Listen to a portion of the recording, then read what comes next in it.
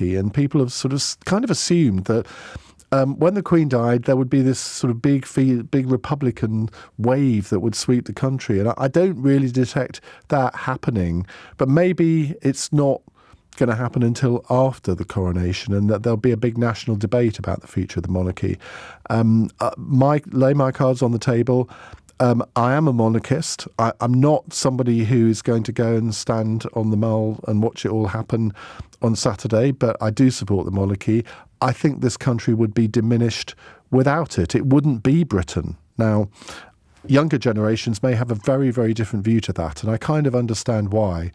But I just would not want to see that happening in Britain. So I thought, well, on a Thursday, as you know, we like to have one person in the studio, and we interview them and then take some calls. And I thought, I want somebody who knows the royal family inside out, knows the institution of the monarchy inside out. And I couldn't have got a better guest today, and it's Sally Bedell Smith, who's contributing editor of Vanity Fair and a royal biographer, author of a new book, George VI and Elizabeth. It's all about the marriage of King George VI and Queen Elizabeth, the Queen Mother. But she's also written various other royal books, including, in 2017, a biography of the then Prince Charles. And I met Sally, about 2 months ago at the British Embassy in Washington. And as soon as she told me about this book, I said, if you're coming over to Britain for the coronation, you've got to come on my show. And here she is. Here I am. Delighted to welcome you to Great LBC, to be here, Sally. Now, you're here to commentate, I think, for CNN, aren't you? Yes, I am. What originally fascinated you with the royal family? Well, I guess originally, I've been an Anglophile for quite a long time. Started coming over here pretty regularly with my husband back in the 80s. Met a lot of people, made a lot of friends, met some of them, knew the Prince of Wales and the Princess of Wales. I had sort of serendipitous encounters with each of them that were quite kind of different from what their public personas were. But I didn't think necessarily about writing about them. But then Diana died, and one of the publishers at Random House called me the following Tuesday and said, do you think you could write a biography of, because I'd written 2 biographies before about Bill Paley, the founder of CBS, and Pamela Digby Churchill Hayward Harriman, who had a storied career. She's a fascinating character. It was quite a yes, that was quite a book. And so he said, well, would you do it? And I said, well, I don't know. This was Tuesday, and there was lots of rumbling in the streets of London, and people calling for the Queen to come down from Scotland and console them. And I said, I need to get over there. And so I arrived on Friday. I began talking to everybody I knew who knew them. And I said, okay, I will do this. And so I spent 18 months and wrote a biography called Diana in Search of Herself. I found out a lot about her that I hadn't realized, namely her history of emotional instability, which contributed to a lot of the problems in the marriage. Obviously, there were problems on both sides, and they were very ill-suited, but that was a very important component. And then I just said, well, that came out in 1999, and then I went on and I did a dual biography of Jack and Jackie Kennedy, then another one about the Clinton White House. And then the publisher of Random House came to me and said, would you like to write about the Queen? And I said, why didn't I think of that? There is a Diamond Jubilee coming up in 2012. And so off I went and wrote that. It was a very happy experience. I really was able to talk to a lot of people who knew her very well. And that must be key to all of these kinds of books, because you've got to gain the confidence of people on the inside. Yes. Because it must be virtually impossible to write a biography of a member of the royal family unless you get some sort of cooperation from people that know them intimately. Absolutely. And I guess, they didn't have any major objections to what I'd written about Prince Charles and Diana, and it was a matter of a sort of daisy chain, I guess, of knowing one person who could vouch for me, who could in turn vouch for me, because it's a very closed circle around the royal family. And but I was able to talk to really more people than I thought I would, and the palace helped me. And do you think it was an advantage being an American writing these books? I think it sort of. I think it has been. I mean, obviously, I had to bring some knowledge of British society and the royal family, and which I had acquired. And I also, my daughter moved over here in 2004 and married an Englishman, and so I, had a whole. As all good American women do. Right. And so that I really loved writing that book, and then I thought, well, I better write about her heir because he came up obviously a lot in my book about her, and the subtitle of my book about then Prince Charles was The Passions and Paradoxes of an Improbable Life, which is a bit of a mouthful, but it really sort of captured him. He was much more sort of prismatic and wide-ranging in his interests and philanthropies and entrepreneurial ventures. And so at that point, I said, okay, well, I'll write the origin story. I'll go backwards to George VI and Queen Elizabeth, because the impression, maybe not so much in this country, but in America, when people say George VI, they say, oh, that guy with the stutter who was on the King's speech. And Queen Elizabeth, the Queen Mother, was the Queen Mum for over 50 years. So people really didn't know much about them and their 28-year marriage and his 15-year reign, which was hugely consequential because 6 years of that was during World War II. And I realized a lot about their quite remarkable partnership. And when I was figuring out how I was going to write that book, I had a few allies who I got to know while I was writing, particularly the Queen book. And they made my case to the Royal Archives, and I was able to get access. She granted me access to the papers of her mother and father. And so I spent 3 months in the Royal Archives, which for a biographer was just heavenly, reading diaries and letters, because it was a very intimate experience. Absolutely. And I guess the challenge for any royal biographer is to come up with something new, because obviously, I mean, let's take Prince Charles as he then was. Jonathan Dimbleby wrote a really good biography of him. Catherine Mayer wrote a good one of him. And when you set out to write that book, how do you sort of, are you almost put off by the fact that there will be an expectation of new stuff, not necessarily massive revelations, but new material? No, I'm not put off at all. Not in the least. You like the challenge. And I sort of revel in it. And I was able, in the case of the Queen, in the case of Prince Charles, in the case of George VI and Elizabeth, I was the first person to read his diaries that began on the first day of the Second World War and ended, a little less than 7 years later. And I have to say, the first person since his official biographer read them in the 1950s. And so I sort of forensically analyzed them. And it was a revelation because he was so much smarter, so much shrewder, so much better at assessing character. He was incredibly far-sighted. And the other aspect of him, which I hadn't realized at all, was that he had this really quite fascinating egalitarian streak in him.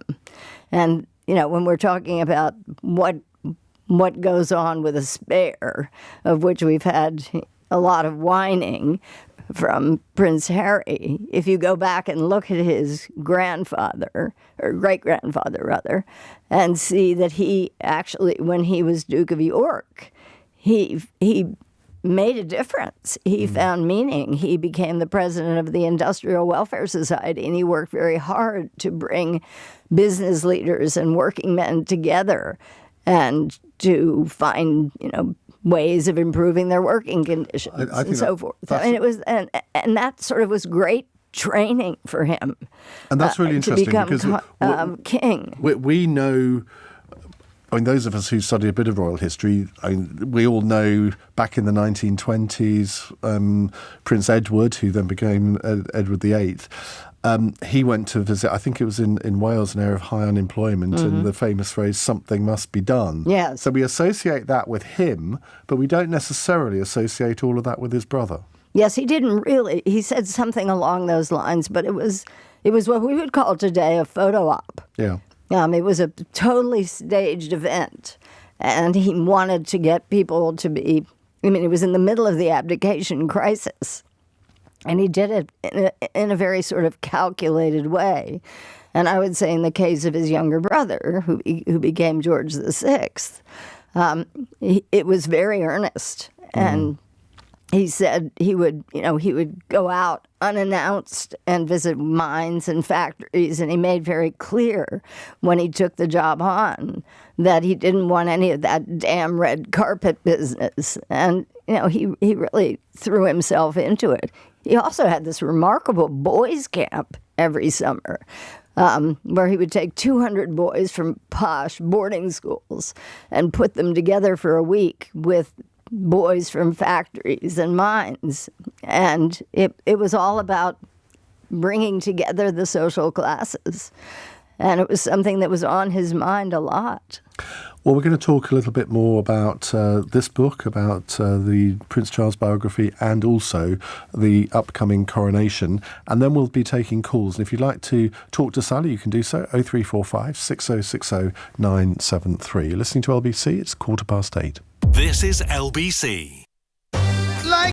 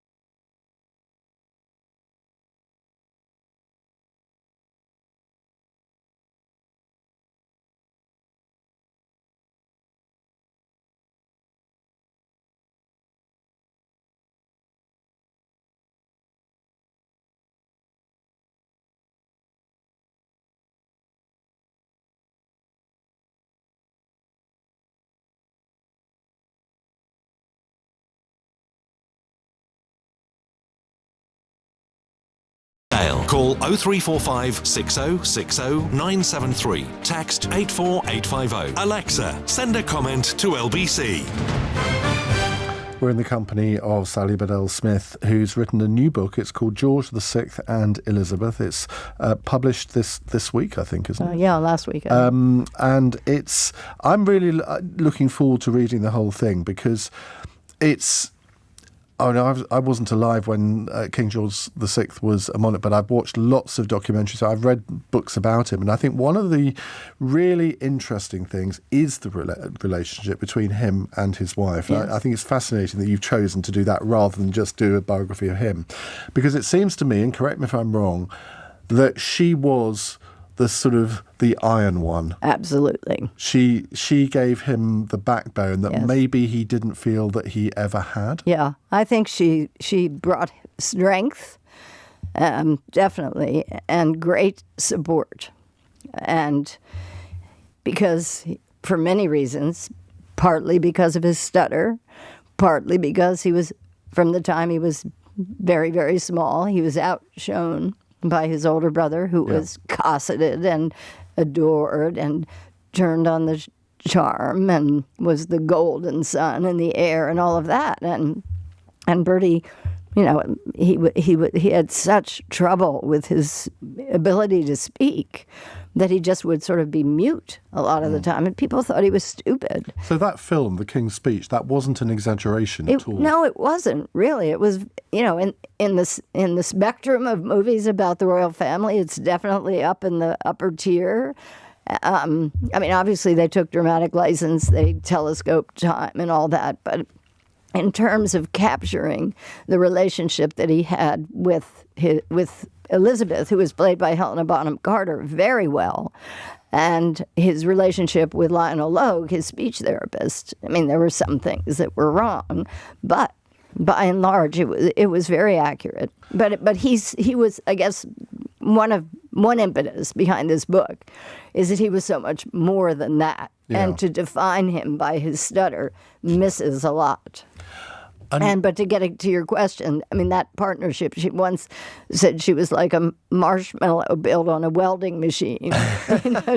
She had a very sort of fluffy exterior, but she could be very tough. And what role did she play during the abdication crisis with regard to her husband? Because I don't know if there was one moment where they suddenly realised what was about to happen and that he was going to have to take over. And I can imagine from, as I say, all the things I've seen or read, that he almost collapsed at that point, and she had to sort of pick him up and say, no, you can do this. Well, you mean after he actually became king? I mean, he wrote in his own diary, he said that when he realized what his fate was, and he was very honest about it, he said, I cried like a baby. But I think he underestimated himself, and she understood his character, and they had already sort of proved themselves. They had gone on a trip to Australia in 1927, which was a huge challenge for him, and they were a smash hit, and so they knew they could do it. And I think she had to build his confidence, really. Well, let's move on to Saturday's events. Yeah. Now, compared to the last coronation, this one is going to be a lot sort of pared down, isn't it, in terms of the length of it, the number of people that are going to be there. Right. But it's still an event of huge significance, isn't it? Yes, it is. I mean, it's sort of the apotheosis of a monarch, and it's the moment when not only is the monarch crowned, but I was admonished when I was writing my book about the Queen that I should remember that the really central moment of the coronation is the anointing and the swearing the oath and being anointed as, I mean, it's not, as sort of God's representative and having, God's grace, and God's blessing. And the anointing is an ancient tradition, and as is the crowning. But it's, it is such a kind of an affirmative ritual that is so infused with tradition, and there's nothing like it. I mean, I think what's fascinated me, I mean, having written about two coronations, both the Queen's, the late Queen Elizabeth II, and now George VI and Elizabeth, which is a much better comparable because that was a king and a queen, and so the basic outlines are the same. And you know how moving it is for the two participants, the main participants. And I mean, certainly George VI and Elizabeth took it extremely seriously, and they, you know, prayed with the Archbishop of Canterbury, and they readied themselves both in terms of learning the complicated maneuvers.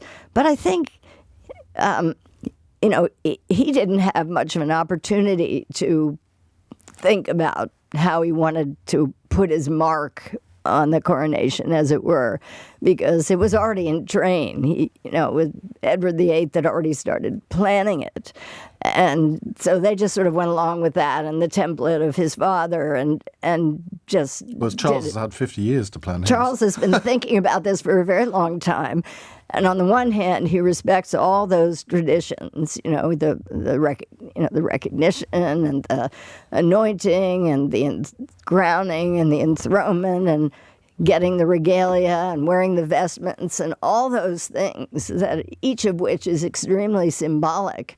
And not only it's a because the Church of England is the state religion, it's a real fusion of church and state. And which is you know, emblematic of what a British constitutional monarchy is all about. How much of a rehearsal has there been involving the King? Because normally I broadcast this programme from down opposite the Houses of Parliament, right. and on Tuesday night when I came out, the rehearsal was in full swing, and I saw lots of sort of soldiers marching past, and a friend of mine was on the Mall watching the royal coach come down. I was thinking, well, how much preparation does the King and the Queen actually have? I mean, do they go to Westminster Abbey sort of late at night and have a rehearsal with the Archbishop? Well, they've had some sort of a model built in the ballroom at Buckingham Palace, and because there's a lot of choreography,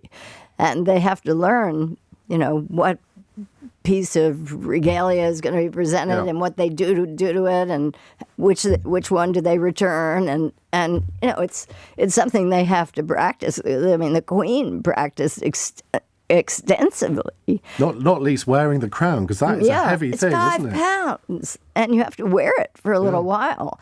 But she was wearing it all. I mean, Charles said one of his earliest memories was seeing his mother when she was brought in to visit him when he was being bathed by his nanny, and she had this glittering crown on her head.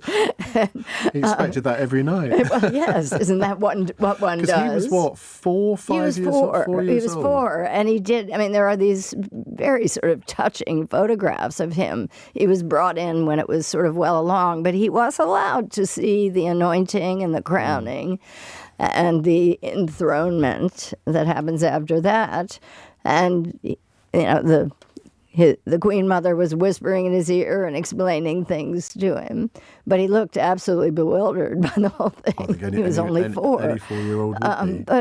But he, you know, obviously it was something that registered with him, although it probably didn't register that he would be doing it in that many decades onward. You heard me say at the beginning of the programme that I felt this country would lose something if it lost the monarchy. Yes. Is that something you agree with? I agree with it completely. I think it so defines Britain. And I think it's been an enormous advantage for Britain. I mean, the whole tourist aspect of it aside, because I mean, there's when I was doing the book about the Queen in particular, and there were certain phrases that I remembered.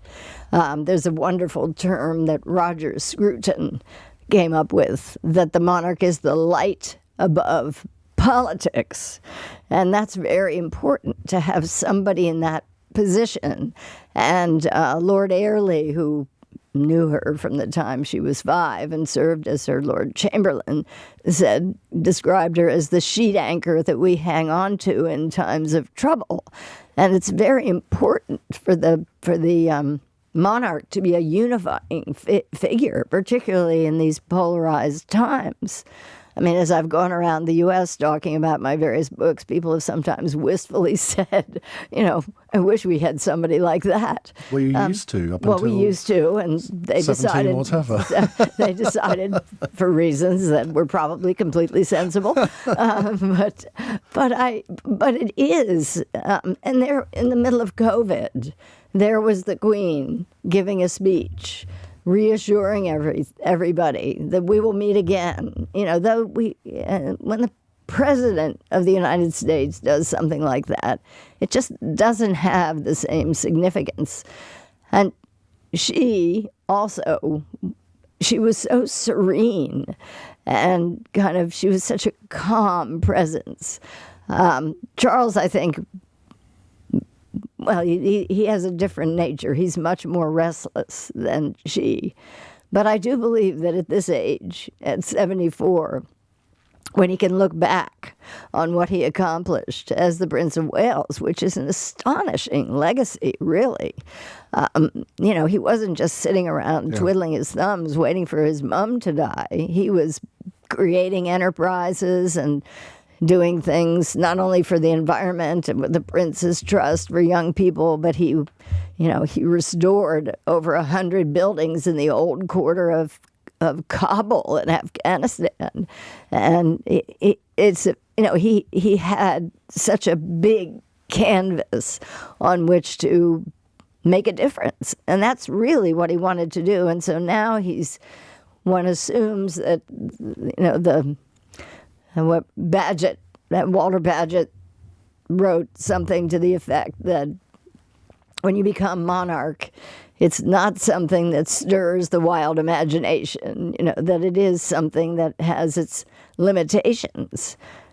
And when Charles gave that speech shortly after his mother's death, he said that. He actually said, I'm going to have to leave these things behind me and put them in the hands of people who can carry on, because he does have a whole new set of responsibilities that he's trained himself for it. I mean, he's known for years what was in the red boxes, and he's traveled the world. I mean, I was sort of staggered when he went to Germany, and they put out the statistic that he'd been there 40 times. Yeah. So, there's never been a king who has been more widely traveled, met more world leaders, been in touch with people up and down the economic spectrum. I mean, he spent a week in Devon staying with a farming family back in the 1980s, and then he was in the Outer Hebrides learning about what it was like to be a crofter. He's done a lot, not only for urban regeneration, but for people in the countryside. So So I guess this is a long way around of saying that at age 74, I think he's been around, and he wants to make a mark in the sense that his mission is always as a healer, as somebody to bring people together, which is why we're going to see at the coronation this very obvious display of ecumenicism, where you have people representing different faiths playing a part in the coronation ceremony. Which would not have happened in 1953, presumably. No, it has never happened before.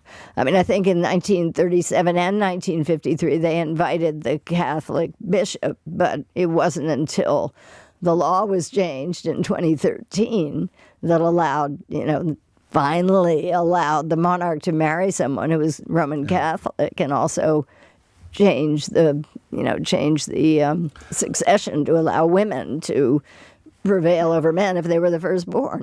Well, we're in the company of Sally Bedell Smith. Her new book is called George VI and Elizabeth. We're going to take your calls in a moment. 0345 6060 973. If you have a question about the coronation, if you have a question about King Charles, his personality, the role of the monarchy, or indeed the marriage of George VI and Elizabeth, I'm sure Sally would be delighted to hear from you. 0345 6060 973. I should have mentioned, by the way, that we are streaming this hour live on Global Player as well. It's 8:33 news headlines with Tim Humphrey. A former senior NATO commander has told LBC the West may have to prepare for a war with Russia. Sir Richard Shirreff says the invasion of Ukraine is about more than just claiming territory. A jury has found 4 members of the Proud Boys group guilty of seditious conspiracy over the Capitol riots. The group were involved in an attack on the building after Donald Trump lost the 2020 US election. RMT members have voted to extend their mandate to strike for a further 6 months in their dispute over pay. The Transport Secretary has called the decision disappointing. LBC weather: showers overnight for most, drier and clearer in northwest Scotland, and a low of 3 degrees. This is LBC.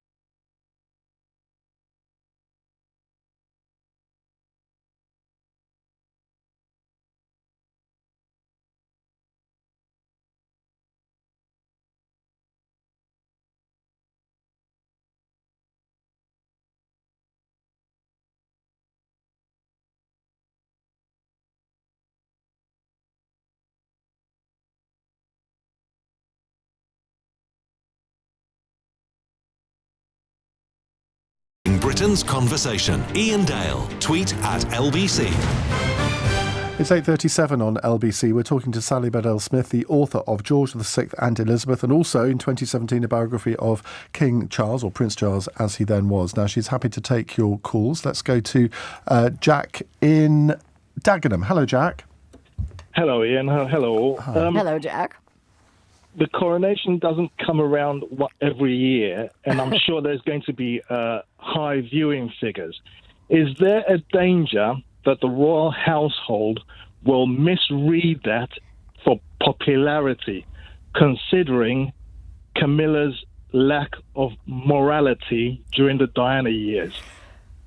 Well, Ian and I were stinging just... the tail there. Yeah, there we go. I think that, I mean, I know that's obviously your point of view, and you are not alone.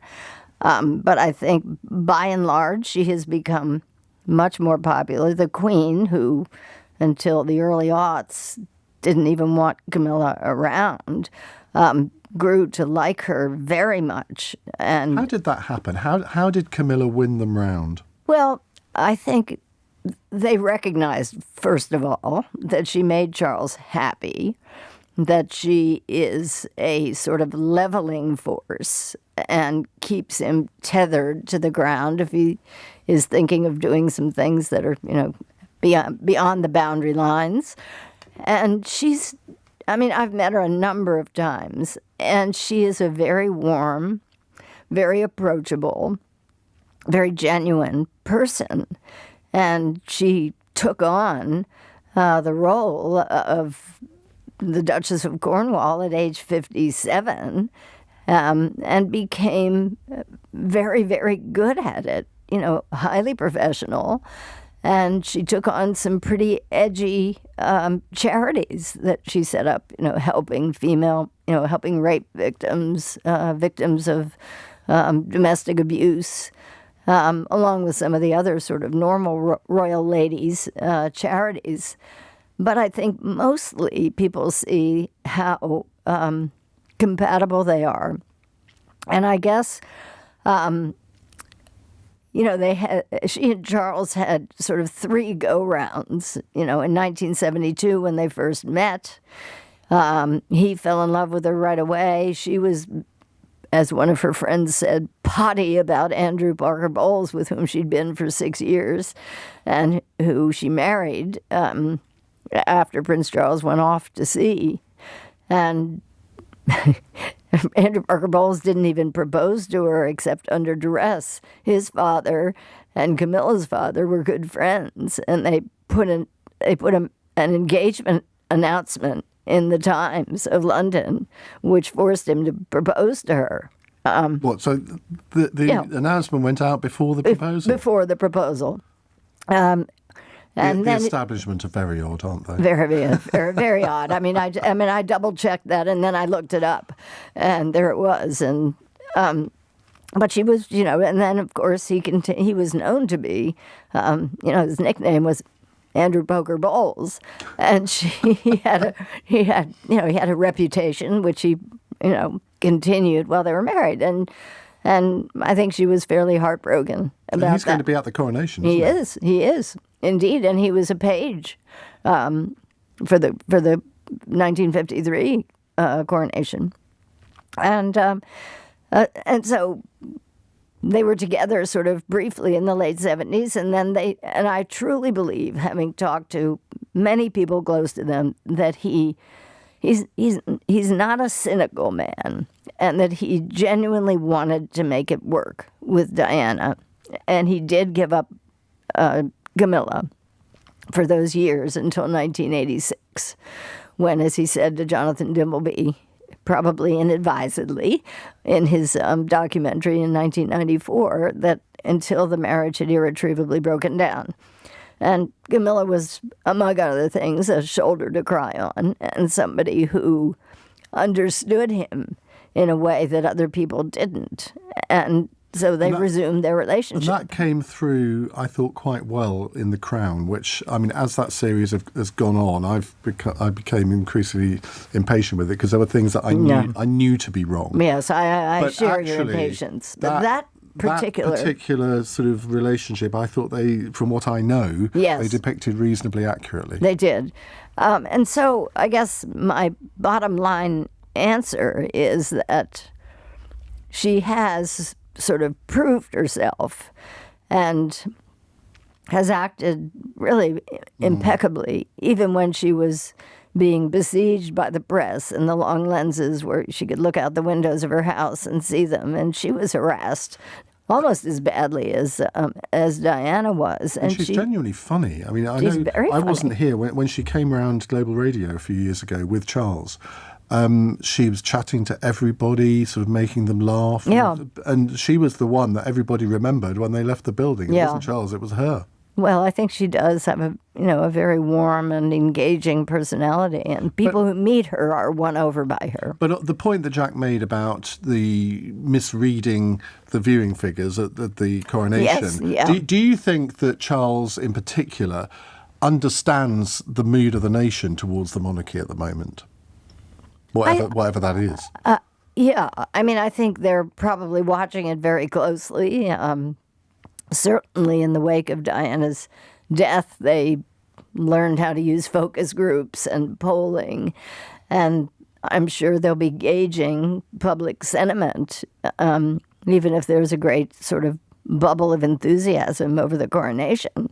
He knows, he's as aware as anybody that the monarchy really depends on how the public views the monarchy, how It the depends public... on the consent of the people, It doesn't does depend. That's exactly it. And if the monarch and the consort are doing a good job serving the people, I think the monarchy will be fine. And I think William and Kate have taken up their roles really well in imaginative ways. I mean, one of the things about Charles, now King Charles, is he really is quite imaginative. And I mean, there were some people when I was interviewing for the book about him who said, well, maybe he's too imaginative, that he has a lot of creative ideas. But I don't think he's, at this stage of his life, that he's going to do anything that will, really alienate any segment of the population. That he knows by now that one of his main roles is to keep people together, and I think that's what he'll do. Well, we'll come to more of your calls. Jack, thank you for yours in a moment. 0345 6060 973 if you'd like to have a word with Sally.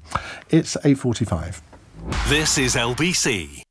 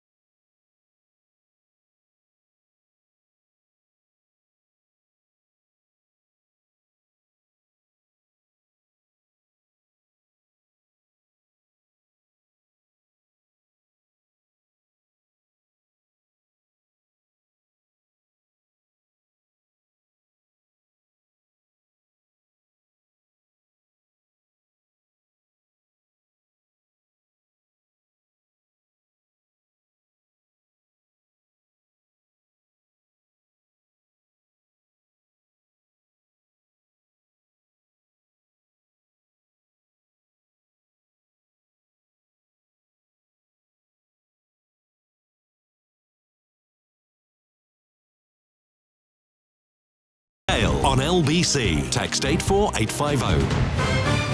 8:48, we have Sally Bedell Smith with us, royal biographer. Her new book is called George VI and Elizabeth. Now, an interesting Alexa message here, Sally, before we go to another call. This is from Nicola in Tuscany. Mm-hmm. I'd love to be in Tuscany. Wouldn't that be nice? Camilla can make all the people she wants laugh, but she will never be my queen. I shall never forget Diana and the way that those two treated her. This is not an unusual sentiment. No, it has to be said. No, it isn't. I think it's a minority sentiment now, but there are quite a few people that are still to be won over. I agree, and I have a Facebook page that is purely devoted to the royal family, and whenever I post anything, a very nice photo of Camilla and Charles, there's usually an argument that goes on in the comment section.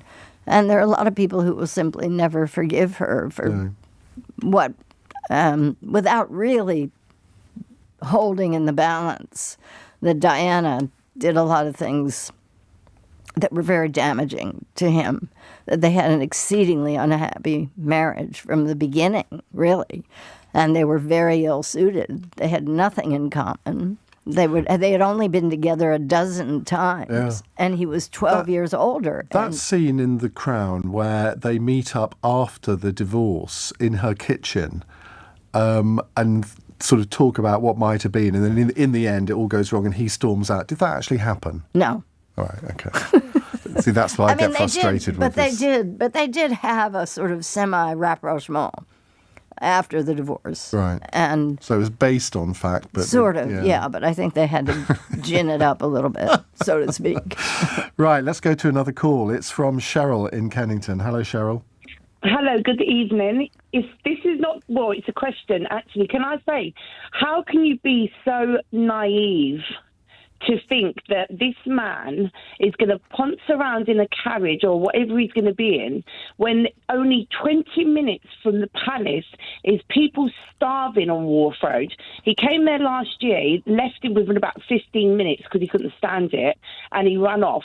And do you know what I mean? To tell you how many food banks are in Southwark alone? Do you think it warrants £57 million or probably more for us to pay that when we're starving and there's kids with no clothes?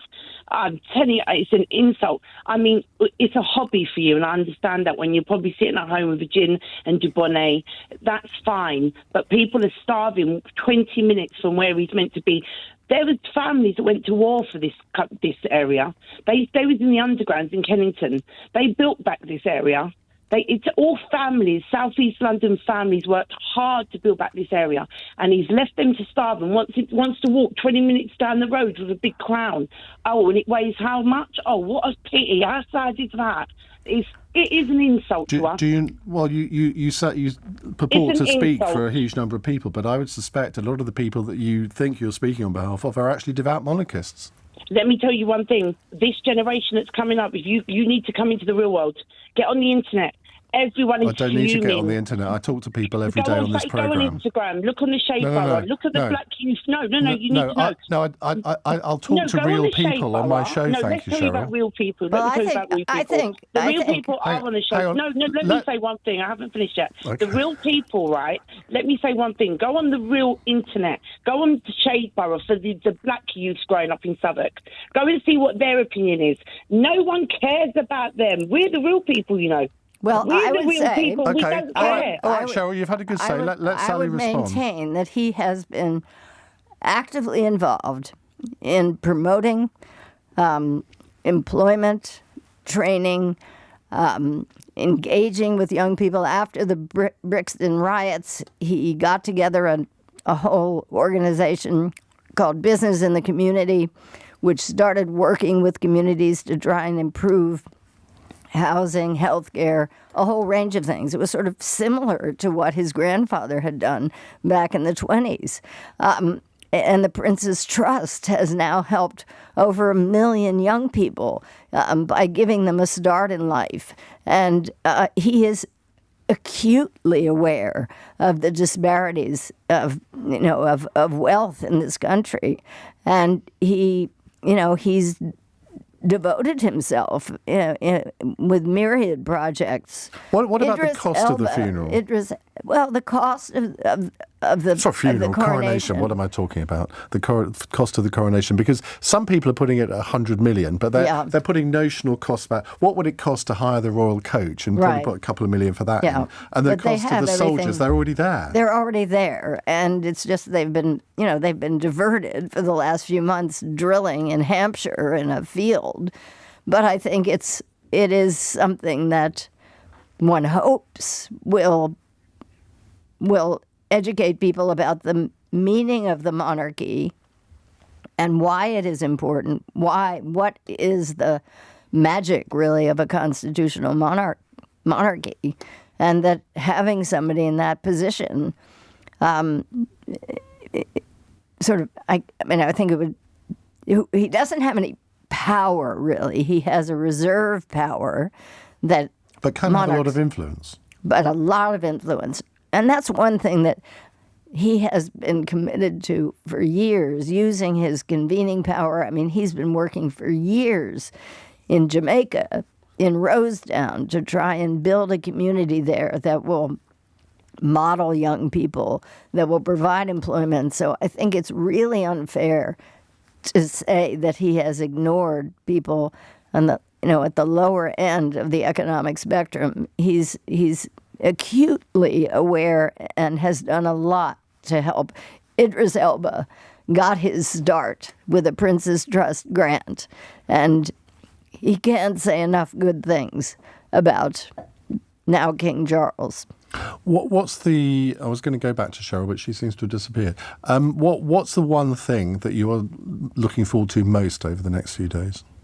Well, just seeing it unfold, I was reading today the liturgy that they put out, which is fascinating because it not only describes what's going to go on in the coronation, but it has explanations of why they're doing what they're doing.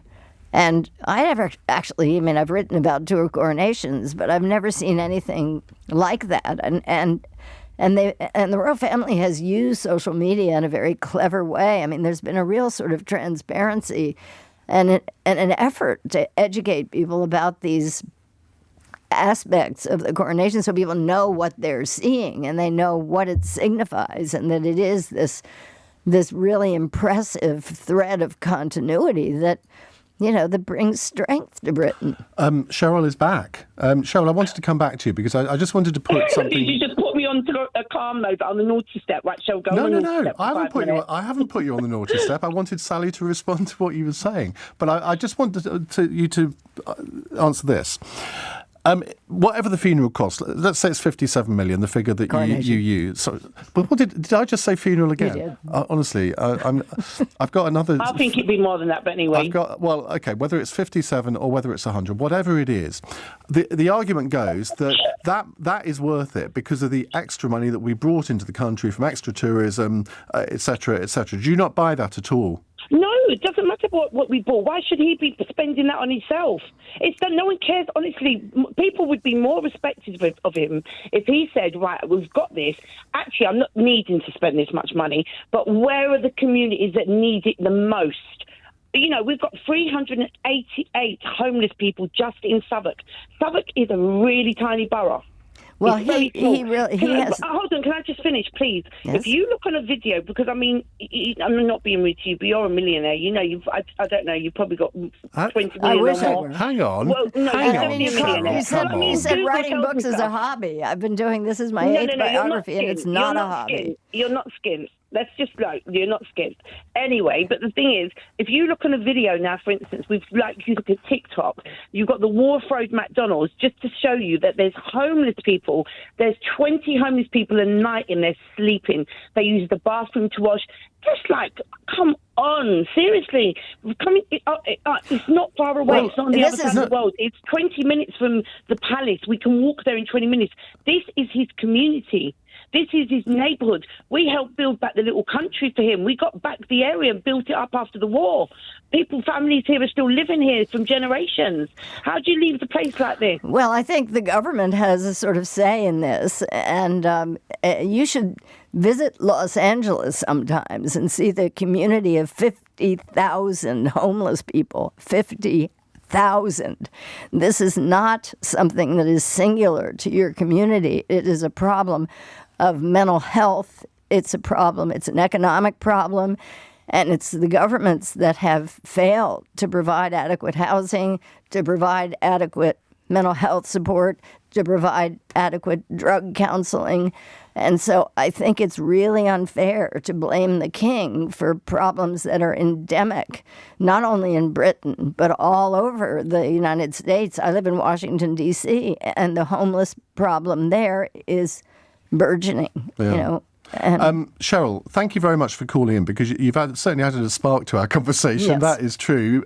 Economists believe that the coronation is expected to bring in around £1 billion for the UK economy. Now, I think that's a good thing. I do too. And some of that money will go to disadvantaged communities, I'm sure. But just because one or two areas in London, well, more than one or two actually, are in need of desperate help, that doesn't mean to say that there shouldn't be a coronation. Every country, whether they have a monarch or a president, you have some sort of ceremony to welcome that person into that office. That's just the way things work. You may not think it should do, but that is the way things work. Look, listen, Sally, thank you so much for spending the last hour with us.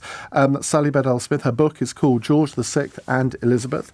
It's out now, and it's a massive book. It's £30 in hardback, well worth it.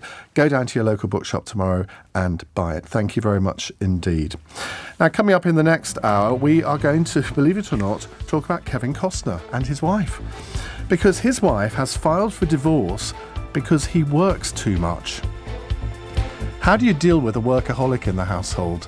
My partner ought to be our first guest here. In fact, I think Sally's husband could be the first guest as well. We've just been discussing this. But is that really a reason to divorce your husband or wife because they work too much? I've never heard of this before. Looking forward to your calls on this one. 0345 606... What am I doing tonight? 0345 606... No, even that's wrong, isn't it? I'll get it right after the break. I've only been doing this for 13 years.